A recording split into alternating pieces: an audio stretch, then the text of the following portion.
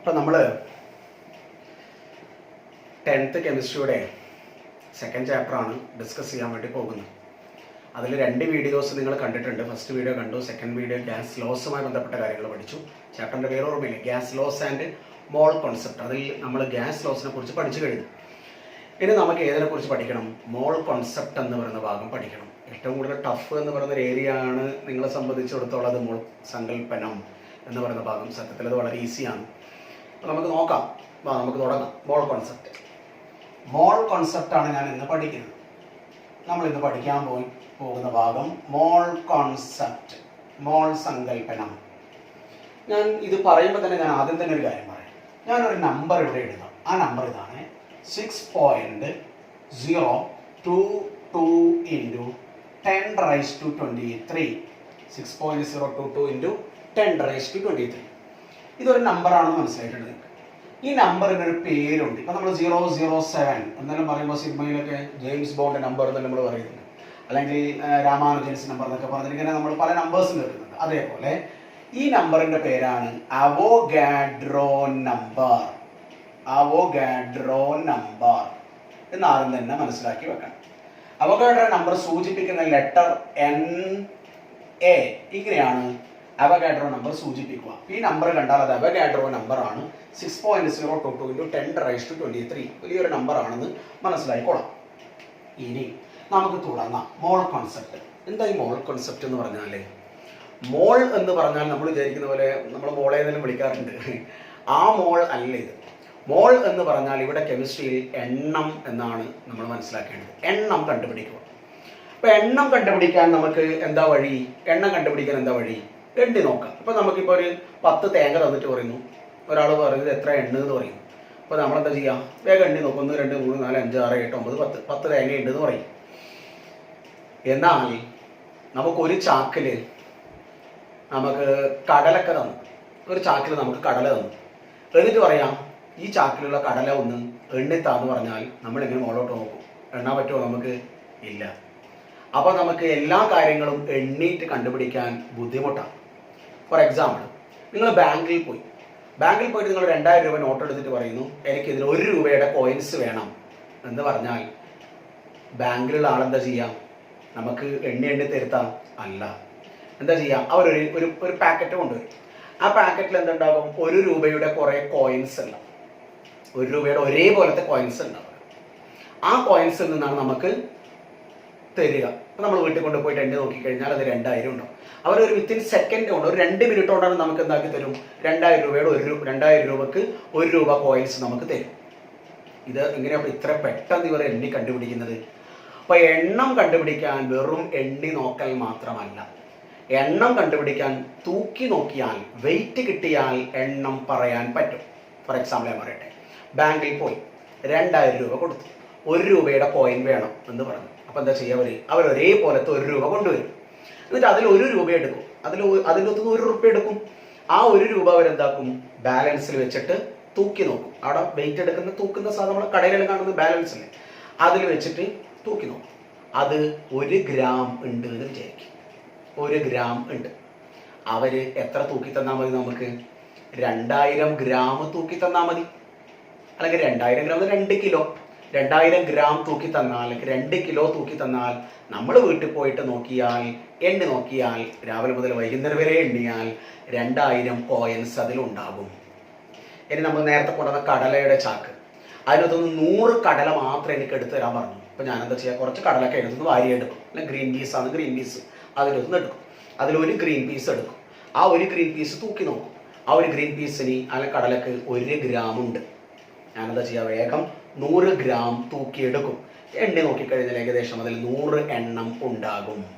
അപ്പം എണ്ണം കണ്ടുപിടിക്കാൻ വെറും എണ്ണി നോക്കൽ മാത്രമല്ല, തൂക്കം, വെയിറ്റ് കിട്ടിയാൽ നമുക്ക് എന്ത് പറയാം?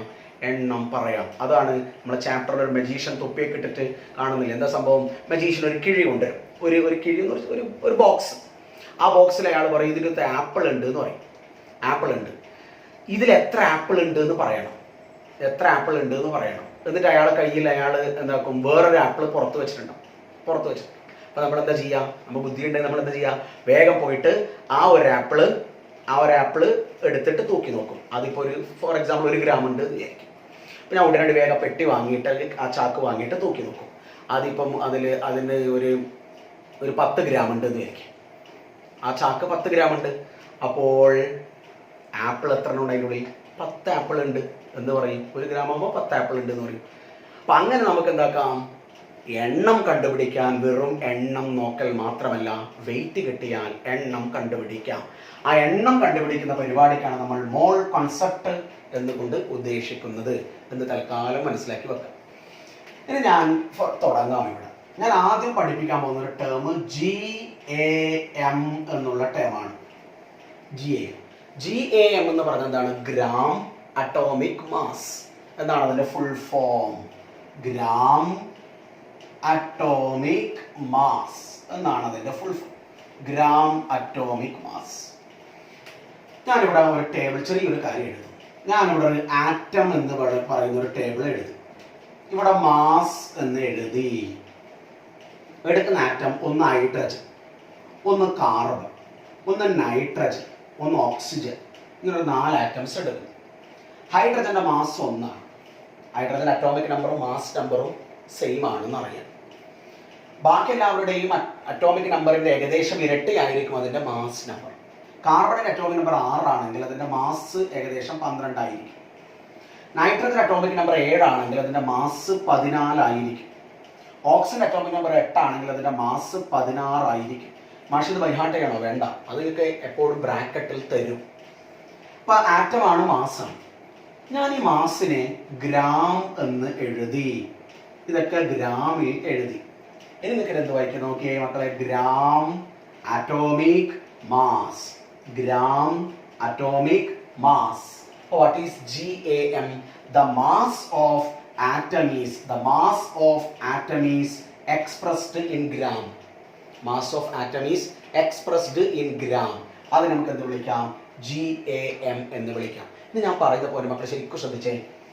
1 gram H എന്ന് പറഞ്ഞാലും 12 gram C എന്ന് പറഞ്ഞാലും 14 gram N എന്ന് പറഞ്ഞാലും 16 ഗ്രാം O എന്ന് പറഞ്ഞാലും ഇതൊക്കെ 1 GAM ആണ്. 1 GAM H എന്ന് പറഞ്ഞാൽ 1 ഗ്രാം. 1 GAM C എന്ന് പറഞ്ഞാൽ 12 ഗ്രാം. 1 GAM N എന്ന് പറഞ്ഞാൽ 14 ഗ്രാം. 1 GAM O എന്ന് പറഞ്ഞാൽ 16 ഗ്രാം. ഇതൊക്കെ 1 GAM ആണ്. ഡൗട്ടില്ലല്ലോ. 1 GAM ഏത് സാധനം നിങ്ങൾ തൂക്കിയെടുത്താലും 1 GAM ഏത് സാധനം എടുത്താലും അതിൽ കാണപ്പെടുന്ന ആൾക്കാരുടെ എണ്ണം 1 GAM ഏത് സാധനം എടുത്താലും അതിൽ കാണപ്പെടുന്ന ആൾക്കാരുടെ എണ്ണം 6.022 into 10⁻23 ആയിരിക്കും. ഈ നമ്പർ ആയിരിക്കും. അത് അവഗാഡ്രോ നമ്പർ ആയിരിക്കും. That number we can call 1 മോൾ. അതിനെയാണ് നമ്മൾ 1 മോൾ എന്ന് വിളിക്കാം. മോൾ എന്നുള്ളത് MOL എന്ന് മാത്രം എഴുതുന്നവരുടെ MOLE എന്ന് എഴുതാം കേട്ടോ. 1 മോൾ ആയിരിക്കും. ഡൗട്ട് ഉണ്ടോ മക്കളെ? ക്ലിയർ അല്ലേ? അങ്ങനെയാണെങ്കിൽ ഞാൻ ഒരു പാത്രം എനിക്ക് കിട്ടി. ഇത് ഒരു ബോക്സ് എനിക്ക് കിട്ടി. ഈ ബോക്സിൽ ഓക്സിജൻ ആറ്റംസ് ഉണ്ട്. ഇതിൻ്റെ അകത്തുള്ള ഓക്സിജന്റെ എണ്ണം നിങ്ങളോട് പറയാൻ പറഞ്ഞു. അപ്പൊ നിങ്ങൾ എന്താ ചെയ്യാം? എണ്ണി നോക്കല അല്ല, ഇതിന്റെ തൂക്കം നോക്കും. ഈ ബോക്സ് തൂക്കി നോക്കിയപ്പോൾ നിങ്ങൾക്ക് അതിൽ 32 ഗ്രാം ഓക്സിജൻ ഉണ്ട് എന്ന് മനസ്സിലായിട്ടുണ്ട്. 32 ഗ്രാം ഓക്സിജൻ ആറ്റംസ് ഇതിലുണ്ട് എന്ന് മനസ്സിലായി. അപ്പൊ നിങ്ങൾ എന്താ പറയുക? ഇത് എത്ര GAM ആണെന്ന് ചോദിച്ചാൽ നിങ്ങൾ എന്താ പറയുക? നമുക്കറിയാം 16 ഗ്രാം. ഈ വാല്യൂ ബ്രാക്കറ്റിൽ തരും. ഈ എഴുതിയ വാല്യൂ കണ്ടോ? അതൊക്കെ നിങ്ങൾക്ക് ബ്രാക്കറ്റിൽ തരും. ആ ബ്രാക്കറ്റിൽ തന്ന വാല്യൂ എപ്പോഴും 1 GAM ആണ്. ആറ്റത്തിന്റെ കേസിൽ അത് ഓർമ്മിച്ചോളാം. അപ്പൊ 32 ഗ്രാം എന്ന് പറഞ്ഞാൽ നിങ്ങൾ മനസ്സിലാക്കും എന്താണ്? 16 ഗ്രാം 1 GAM ആണ്. അങ്ങനെയാണെങ്കിൽ 32 ഗ്രാം എത്രയായിരിക്കും? 2 GAM ആയിരിക്കും. ഡൗട്ടില്ലല്ലോ. അപ്പൊ നിങ്ങൾ എത്ര GAM ആണെന്ന് പറയുന്നത്? 2 GAM ആണെന്ന് പറയും. അതിൽ എത്ര ആൾക്കാരുണ്ടാകും? നമുക്കറിയാം 1 GAM ആണെങ്കിൽ ഇത്രയും ആൾക്കാരുണ്ടാകും. അങ്ങനെയാണെങ്കിൽ 2 GAM ആണെങ്കിൽ 2 into 6.022 into 10⁻23 ആൾക്കാർ ഉണ്ടാകും. അത് മൾട്ടിപ്ലൈ ചെയ്യുന്ന വേണ്ട, അങ്ങനെ എഴുതിയാൽ മതി. ഇതിന്റെ കൂടെ ഇൻറ്റു 2 ചെയ്യുന്ന അത്രയും ആൾക്കാർ ഉണ്ടാകും. അത്രേ വേണ്ടൂ. അത് എത്രയാണെന്ന് എഴുതുന്നത് വേണ്ട. അത് എത്ര മോളായിരിക്കും? ഇത് 1 മോൾ ആണെങ്കിൽ ഇത് എത്ര മോളായിരിക്കും? 2 മോൾ ആയിരിക്കില്ലേ മക്കളെ? ക്ലിയർ അല്ലേ? ഇനി ഇവിടെ ഞാനൊരു equation തയ്യാറാക്കട്ടെ.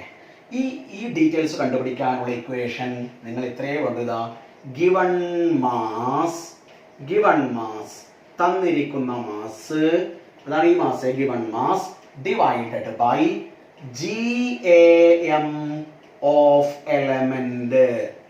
Given mass divided by GAM of element. ഒരു ആറ്റത്തിന്റെ ഡീറ്റെയിൽസ് മനസ്സിലാക്കാനുള്ള ഇക്വേഷൻ ആണ് ഇത്. എപ്പോഴും ഓർമ്മിച്ച് മക്കളെ, given mass divided by GAM of element.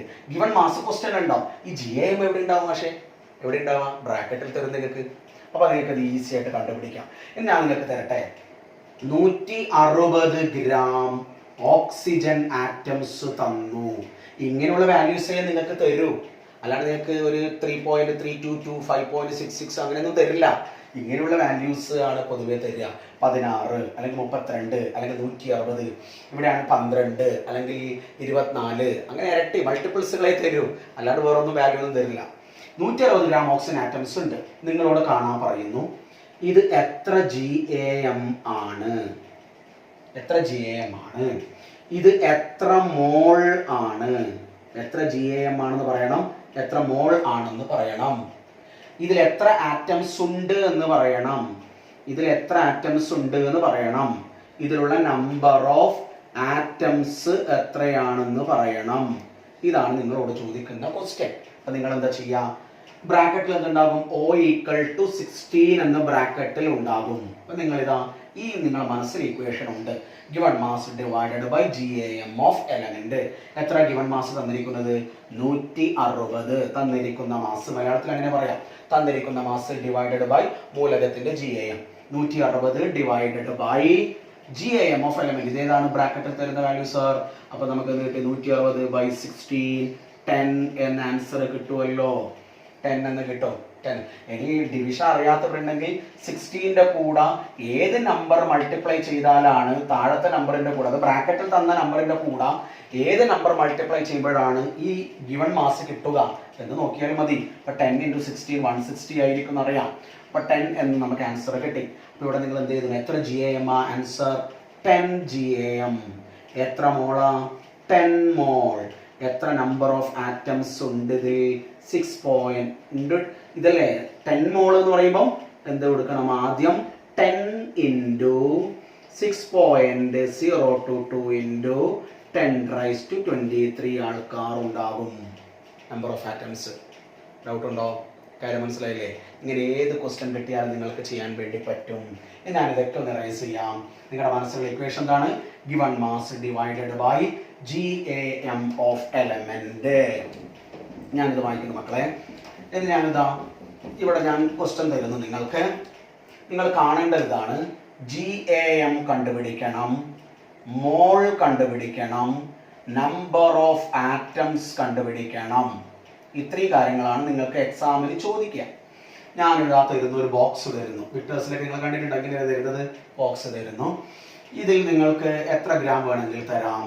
നിങ്ങളോട് പറയുന്നു 8 ഗ്രാം ഓക്സിജൻ തരും. GAM പറഞ്ഞേ. ബ്രാക്കറ്റിൽ എന്തുണ്ടാകും? O=16 എന്നുണ്ട്. അപ്പൊ നമ്മളെന്താ ചെയ്യാം? തന്നിരിക്കുന്ന മാസ് ഇതാണ് 8 given mass divided by GAM of element. അതേ തമാശ ബ്രാക്കറ്റിലുള്ള വാല്യൂ 8/16. ആൻസർ എത്രയാ? 0.5. അര, ഹാഫ് എന്ന് കിട്ടും. ആൻസർ എത്രയാ? ഹാഫ് GAM, ഹാഫ് മോൾ, ഹാഫ് ഇൻറ്റു 6.022 × 10⁻23. അല്ലെങ്കിൽ NA എന്ന് എഴുതിയാൽ മതിയല്ലോ. കാരണം ഇതല്ലേ 6.022 × 10⁻23 ആണ് NA. ഡൗട്ട് ഇല്ലല്ലോ? ക്ലിയർ അല്ലേ? ഇവിടെ ക്വസ്റ്റ്യൻ മാറി. 8 ഗ്രാമിന് പകരം ഒരു 28 ഗ്രാം നൈട്രജൻ എന്ന് തന്നു, N എന്ന് തന്നു. ബ്രാക്കറ്റിൽ N=14 എന്നുണ്ടാകും. കണ്ടുപിടിക്കണം. നമ്മൾ എന്താ ഇക്വേഷൻ ഉപയോഗിക്കാം? Given mass divided by GAM of element. ആറ്റങ്ങൾ തന്നാൽ ഗിവൺ മാസ് എത്രയാ? 28 divided by GAM of element. ഇതിന്റെ GAM ഇവിടെ ബ്രാക്കറ്റിൽ തന്നിരിക്കുന്നുണ്ട്. 28/14 = 2 എന്ന് കിട്ടും. 14 × 2 ആണ് 28. ഓക്കെ അല്ലേ? 2 എന്ന് കിട്ടി. ആൻസർ ഇവിടെ നിങ്ങൾ കൊടുക്കണം. ഇത് കണ്ടുപിടിക്കാനാ പറയുക. അപ്പോൾ നിങ്ങൾ എന്ത് ആൻസർ കൊടുക്കാം? എത്ര GAM ഉണ്ട് ഇവിടെ? ഈ കിട്ടിയ ആൻസർ 2 GAM. എത്ര മോൾ ഉണ്ട്? 2 മോൾ. എത്ര നമ്പർ ഓഫ് നൈട്രജൻ ആറ്റംസ് ഈ ബോക്സിലുണ്ട്? 2 ഇൻറ്റു അവോഗാഡ്രോ നമ്പർ 6.022 ഇൻറ്റു 10⁻23. ഇനി ഇവിടെ ആരെ തന്നാലും നിങ്ങൾക്ക് ഇതേപോലെ കണ്ടുപിടിച്ചൂടെ മക്കളെ? ഇതാണ് ആറ്റത്തിൻ്റെ കേസിൽ കണ്ടുപിടിക്കാനുള്ള വഴി. ഇനി നമുക്ക് ഇതേപോലെ മോളിക്യൂൾസിൻ്റെ കേസിൽ നോക്കണം, STPയിൽ നോക്കണം. അത് ഞാൻ അടുത്ത വീഡിയോയിൽ പറഞ്ഞുതരാം. അല്ലെങ്കിൽ കുറേ വലിയ വീഡിയോ ആകുമ്പോൾ പിന്നെ കാണാൻ ബുദ്ധിമുട്ടാവും. മോളിക്യൂളിൻ്റെ കേസ് എന്താണ്? STP എന്താണ്? ഇത് നിങ്ങൾ കുറേ ക്വസ്റ്റൻസുകൾ ചെയ്ത് നോക്കണം. ഞാൻ തന്ന നോട്ടിൽ ഒരുപാട് ചോദ്യങ്ങളുണ്ട്, ടെക്സ്റ്റ് ബുക്കിൽ ഒരുപാട് ക്വസ്റ്റൻസ് ഉണ്ട്. അതെല്ലാം സോൾവ് ചെയ്യും. ഡൗട്ട് ഉണ്ടെങ്കിൽ സാറെ കോൺടാക്ട് ചെയ്യും. എന്നിട്ട് നമുക്ക് എന്താക്കണേ? മോളിക്കുലർ മാസ് വെച്ചിട്ട് മോളിക്യൂളിൻ്റെ കേസിൽ ഇതേപോലെ എങ്ങനെയാണ് കണ്ടുപിടിക്കുക, STP കണ്ടീഷനിൽ എങ്ങനെയാണ് കണ്ടുപിടിക്കുക. ഇതോടെ ചാപ്റ്റർ കഴിഞ്ഞു. ഇത്രയേ ഉള്ളൂ. ഇത് മനസ്സിലായിട്ടുണ്ടല്ലോ? ഓക്കെ അല്ലേ? ബാക്കി നമുക്ക് അടുത്ത ക്ലാസ്സിൽ കാണാം. Okay, by.